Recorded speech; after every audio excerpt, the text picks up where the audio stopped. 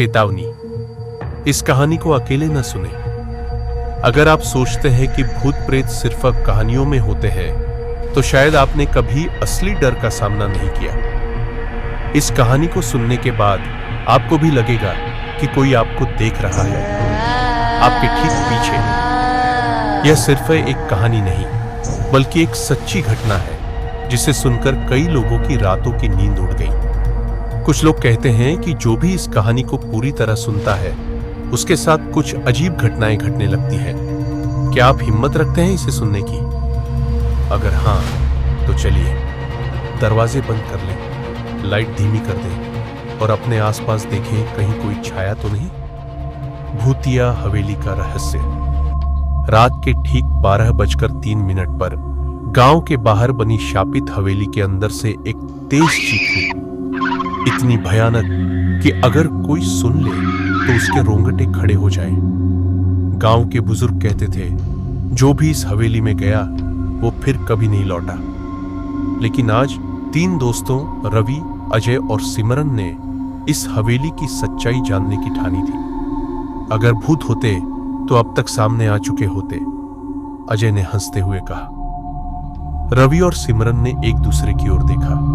ठंडी हवा चल रही थी और चांद की रोशनी भी धुंधली पड़ रही थी, जैसे हवेली के पास आकर सब कुछ बदल रहा हो। जैसे ही उन्होंने हवेली का दरवाजा खोला, एक अजीब सी गंध आई, सड़ी हुई लाशों जैसी। दरवाजा अपने आप धीरे धीरे खुला। अंदर अंधेरा था, सिर्फ उनकी टॉर्च की रोशनी थी। लेकिन जैसे ही वे कुछ कदम अंदर बढ़े, हवा में एक फुसफुसाहट गूंजी, तुम यहां नहीं आ सकते। सिमरन ने घबराकर पीछे मुड़ने की कोशिश की, लेकिन रवि ने उसका हाथ पकड़ लिया। अब आए हैं तो पूरी सच्चाई जाने बिना नहीं लौटेंगे, रवि ने कहा। लेकिन उन्हें क्या पता था कि आज की रात उनके लिए सबसे भयानक रात बनने वाली थी। हवेली में घुसते ही तीनों के कदम एक अजीब सी घबराहट महसूस करने लगे। अंदर घना अंधेरा था और चारों तरफ धूल जमी हुई थी। दीवारों पर जाले लटक रहे थे और हर तरफ अजीब सी सड़ी हुई मांस जैसी गंध फैली हुई थी। जैसे ही रवि ने टॉर्च आगे बढ़ाई, जमीन पर कुछ गीला गीला दिखाई दिया। उसने ध्यान से देखा, खून के ताजे धब्बे। ये खून यहां कैसे आया? सिमरन ने घबराकर पूछा। अजय हंसते हुए बोला, अरे हो सकता है किसी जानवर का खून हो। लेकिन जब उन्होंने आगे जाकर देखा तो वे दंग रह गए। खून के धब्बे इंसानी पैरों के थे और वो सीढ़ियों की ओर जा रहे थे, हवेली के तहखाने में। तीनों के दिल की धड़कन तेज हो गई थी। रवि ने हिम्मत दिखाते हुए तहखाने का दरवाजा खोला। अंदर जबरदस्त अंधेरा था। जैसे ही वे सीढ़ियां उतरने लगे, अचानक दरवाजा जोर से धड़ाम से बंद हो गया। सिमरन चीख पड़ी, हमें यहां नहीं आना चाहिए था। रवि ने टॉर्च इधर उधर घुमाई और तभी उन्होंने देखा दीवारों पर नाखूनों से खरोंचे गए निशान थे, जैसे किसी ने यहां से भागने की कोशिश की हो। अचानक तहखाने के कोने में किसी की परछाई हिली। कौन है वहां? कोई जवाब नहीं आया। अजय ने मोबाइल की लाइट ओनन की ओर आगे बढ़ा। तभी गुर्र,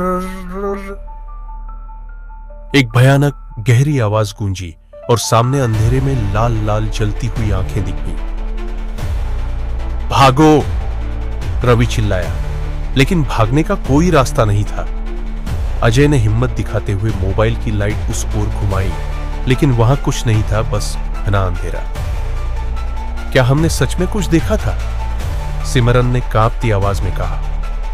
तभी अचानक, तुम्हें यहां नहीं आना चाहिए था। एक ठंडी फुसफुसाहट भरी आवाज गूंजी और उनके पीछे का दरवाजा धड़ाम से बंद हो गया। तीनों बुरी तरह डर चुके थे। तहखाने में सिर्फ एक पुरानी लकड़ी की अलमारी थी। रवि ने हिम्मत करके उसका दरवाजा खोला। अंदर जो देखा उससे उनका खून जम गया। पुरानी सड़ी गली इंसानी हड्डियां। यह सच में किसी की मौत हुई थी, अजय ने कांपते हुए कहा। तभी अचानक हवेली की दीवारों से किसी के कराहने और रोने की आवाजें आने लगी। बचाओ, कोई मुझे यहां से निकालो। अचानक कमरे की दीवारों से खून टपकने लगा और फर्श हिलने लगा। एक जोरदार झटके के साथ अंधेरे से एक साया निकलकर अजय के ऊपर झपटा। अजय जमीन पर गिर पड़ा और कोई अनदेखी शक्ति उसे घसीटने लगी। रवि और सिमरन ने उसका हाथ पकड़ लिया, लेकिन वो ताकत बहुत ज्यादा थी। हमें कुछ करना होगा वरना अजय भी मारा जाएगा, सिमरन चीखी। रवि को दीवारों पर कुछ अजीब से संस्कृत के मंत्र लिखे दिखे। उसने जल्दी से अपना फोन निकाला और उन मंत्रों को पढ़ना शुरू किया। जैसे ही उसने मंत्र पढ़े, पूरी हवेली जोर से हिलने लगी। अचानक वह डरावनी परछाई जोर से चिल्लाई और गायब हो गई। और तभी तहखाने का दरवाजा फिर से खुल गया। तीनों बाहर भागे और देखा कि सूरज उग चुका था। हवेली की खिड़कियां अपने आप टूटने लगी और धीरे धीरे पूरी हवेली जमीन में समा गई। गांव वाले कहते हैं कि यह हवेली एक तांत्रिक की आत्मा से बंधी थी, जो अब मुक्त हो चुकी है। लेकिन जब तीनों वापस अपनी कार में बैठे तो कार के शीशे पर एक खून से लिखा संदेश था, तुमने मुझे तो हरा दिया, लेकिन ये खेल अभी खत्म नहीं हुआ। रवि, अजय और सिमरन ने किसी तरह शापित हवेली से बचकर बाहर निकलने में सफलता पाई थी, लेकिन कार के शीशे पर खून से लिखा संदेश, ये खेल अभी खत्म नहीं हुआ, उनके दिलों में डर की एक नई लहर छोड़ गया। आज की रात के 2 बजे तीनों दोस्त अपने अपने घर लौट चुके थे, लेकिन हवेली से बाहर निकलने के बाद भी अजीब घटनाएं उनका पीछा नहीं छोड़ रही थी। अजय के घर में अजय ने जैसे ही बिस्तर पर लेटने की कोशिश की, उसके कमरे का दरवाजा खुद ब खुद धीरे धीरे खुल गया। हवा होगी, उसने खुद को समझाया और दरवाजा बंद कर दिया। लेकिन फिर से दरवाजा अपने आप खुल गया और इस बार बाहर के अंधेरे में उसे एक छाया दिखाई दी, वही लाल जलती हुई आंखें। अजय घबराकर पीछे हटा, लेकिन तभी बिस्तर के नीचे से एक ठंडी आवाज आई, तुम मुझसे बच नहीं सकते।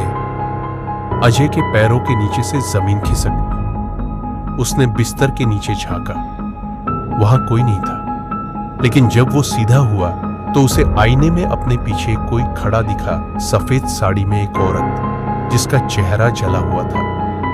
रवि के साथ क्या हुआ? रवि घर पहुंचा तो उसे लगा सब ठीक हो गया है, लेकिन जैसे ही उसने बाथरूम का दरवाजा खोला, आईने में उसे खुद का अक्स नहीं बल्कि एक खून से सना चेहरा दिखा। उसने तुरंत आईना तोड़ दिया, लेकिन शीशे के टुकड़ों से खून बहने लगा, आईने से नहीं बल्कि जमीन से। सिमरन का सामना।